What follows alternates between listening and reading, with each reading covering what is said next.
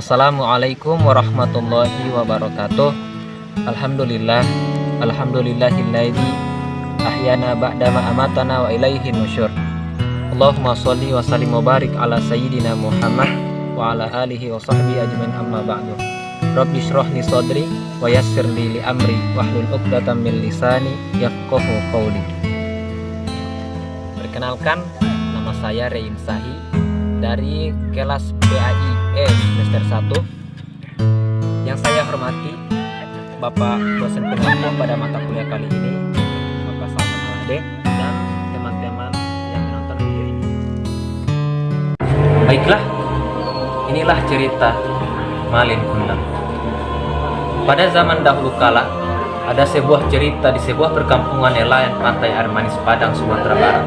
Ada seorang janda bernama Mande Rubayah yang hidup bersama anak laki-lakinya yang bernama Malin Kundang. Mande Rubayah sangat menyayangi dan memanjakan Malin Kundang. Malin kemudian tumbuh menjadi seorang anak yang rajin dan penurut. Ketika Mande Rubayah sudah tua, ia hanya mampu bekerja sebagai penjual kue untuk mencukupi kebutuhan dirinya dan anak tunggalnya. Suatu hari, Malin jatuh sakit keras hingga nyawanya hampir melayang. Namun akhirnya ia dapat diselamatkan berkat usaha keras ibunya. Setelah sembuh dari sakitnya, ia semakin disayang. Mereka adalah ibu dan anak yang saling menyayangi. Saat dewasa, Malin memohon untuk merantau agar dapat mengubah nasibnya dan ibunya. Saat Malin sudah dewasa, ia meminta izin kepada ibunya untuk pergi merantau ke kota. Karena saat itu sedang ada kapal besar yang merapat ke pantai air manis. Dengan nada sedih ibunya berkata, "Jangan Malin, ibu takut terjadi sesuatu denganmu di tanah rantau sana. Menetaplah saja di sini, temani ibu," ucap ibunya yang sedih setelah mendengar keinginan Malin yang ingin merantau. Malin berkata, "Tenang Bu, tidak akan terjadi apa-apa denganku," ujar Malin sambil menggenggam tangan ibunya. "Ini kesempatan Bu, karena belum tentu setahun sekali ada kapal besar yang merapat di pantai ini. Aku ingin mengubah nasibku. Aku ingin mengubah nasib keluarga kita Bu. Izinkanlah," kata Malin memohon. Mande Rubayah mengizinkan Malin untuk merantau. Ia pun memberikan bekal nasi untuk Malin. "Baiklah, ibu izinkan. Cepatlah kembali, ibu menunggumu," kata ibunya sambil menangis. Meski dengan berat hati, akhirnya Mande Rubayah mengizinkan Malin untuk pergi. Kemudian Malin dibekali nasi berbungkus dan pisang sebanyak 7 bungkus untuk bekalnya di perjalanan. Katanya sambil menyerahkannya pada Malin berangkat ke tanah rantau meninggalkan ibunya sendiri. Mande Rubayah yang selalu mendoakan agar Malin selamat dan cepat kembali. Hari demi hari terasa berlalu. Hari yang terasa lambat bagi Mande Rubayah memandang ke laut. "Sudah sampai kemanakah kamu berlayar nak?" tanyanya dalam hati sambil terus memandang laut. Ia selalu mendoakan agar anaknya selamat dan cepat kembali. Beberapa waktu kemudian, ketika ada kapal yang datang merapat, ia selalu menanyakan kabar tentang anaknya. "Apakah kalian melihat anakku? Malin, apakah dia baik-baik saja?" Itulah pertanyaan yang selalu Mande Rubayah tanyakan kepada setiap awak kapal atau nahkoda, tidak pernah mendapatkan jawaban. Malin pun tak pernah menitipkan barang atau pesan apapun kepada ibunya. Berhari-hari, berbulan, bahkan bertahun-tahun tak ada kabar dari anaknya. Kini Malin telah menikah dengan putri bangsawan. Bertahun-tahun Mande bertanya, namun tak ada jawaban, hingga tubuhnya semakin tua dan kini terbungkuk. Pada suatu hari, Mande Rubayah mendapat kabar dari nahkoda yang dahulu membawa Malin. Nahkoda itu membawa kabar gembira kepada Mande Rubayah. "Mande, tahukah kamu, anakmu kini telah menikah dengan gadis cantik, putri seorang bangsawan yang sangat kaya raya," ucapnya saat itu. Dan betapa senangnya Mande Rubayah ketika mendengar anaknya sudah menikah dan kini hidupnya sudah seperti apa yang dia inginkan. Dan di saat malam Mande Rubayah berdoa, "Malin, cepatlah pulang nak. Ibu sudah tua Malin. Kapan kau pulang?" Rintihan pilunya setiap malam. Ia yakin anaknya pasti datang. Dan benar saja itu terjadi.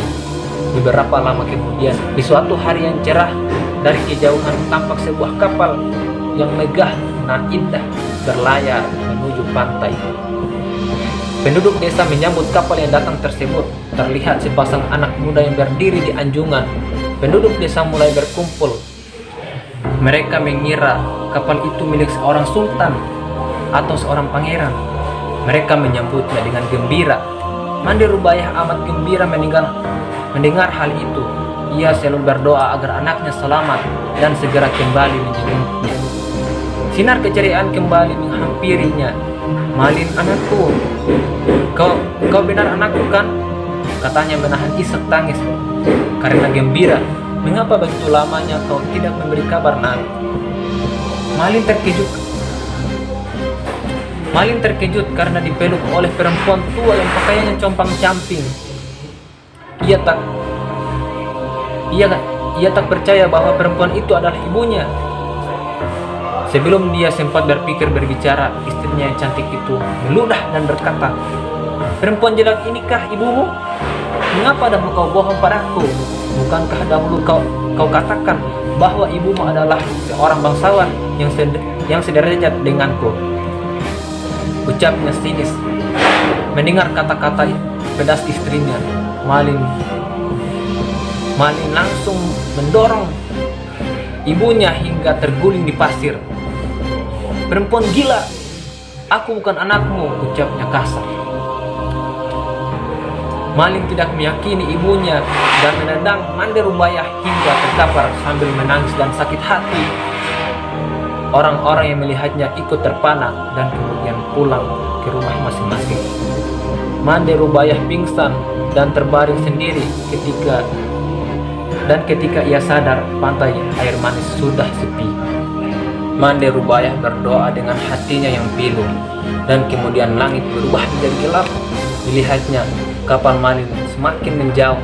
Ia tak menyangka Malin yang dulu disayangi tega berbuat demikian. Hatinya perih dan sakit. Lalu tangannya dia angkat ke langit. Ia kemudian berdoa dengan hatinya yang pilu, "Ya Tuhan, kalau memang dia bukan anakku, aku maafkan perbuatannya tadi. Tapi kalau memang dia anakku yang bernama Malin Kundang, aku mohon keadilan ya Tuhan." Ucapnya pilu sambil menangis. Tak lama kemudian, cuaca di tengah laut yang tadinya cerah mendadak berubah menjadi gelap. Hujan tiba-tiba datang dan petir-petir menyambar. Kemudian datanglah badai besar yang menghantam kapal Malin dan tampak bongkahan batu yang menyerupai tubuhnya. Tiba-tiba datanglah badai besar yang menghantam kapal Malin, lalu sambaran petir yang menggelegar. Saat itu juga kapal hancur berkeping-keping. Kemudian terbawa ombak hingga ke pantai. Terlihat kepingan kapal yang telah menjadi batu dan tampak batu tersebut menyerupai seorang manusia. Itulah tubuh Malin Kundang yang dikutuk oleh ibunya karena durhaka. Dan di sela-sela batu itu berenang-renang ikan teri, ikan belanak dan ikan tenggiri. Konon ikan tersebut berasal dari serpihan sang istri yang terus mencari Malin. Itulah akhir cerita dari anak durhaka kepada ibunya. Baiklah, terima kasih karena sudah mendengarkan cerita saya. Mohon maaf atas segala kekurangan. Allahumma musta'an. Wassalamualaikum warahmatullahi wabarakatuh.